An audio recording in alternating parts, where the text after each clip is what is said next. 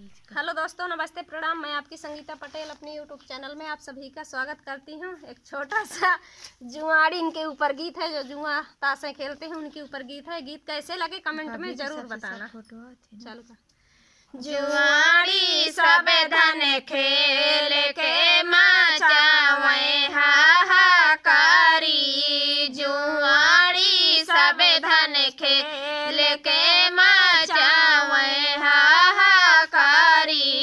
कोना मख्याल जगतिया मख्याल ख्याल कहरनिया नारी, कहरनिया दैया हार के मचावे हाहाकारी, कहरनिया दैया हार के मचावे हाहाकारी।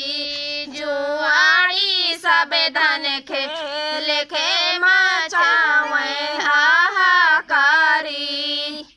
बाग मख्यालय बगैचा मख्यालय ख्यालय मालिनिया नारी, मालिनिया दैया हार के मचावे हाहाकारी, मालिनिया दैया हार के मचावे हाहाकारी। जुआड़ी सब धन खेल के मचावे हाहाकारी। ताला मख्यालय तलैया मख्यालय ख्यालय धोबिनिया नारी, धोबिनिया दैया हार के मचावे हाहाकारी। धुआड़ी सब धन खेल के मचावे हाहाकारी।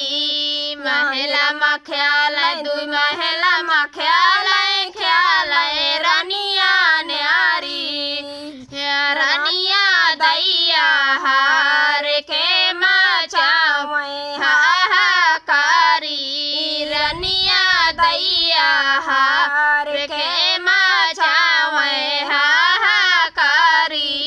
जुआड़ी सब धन खेल के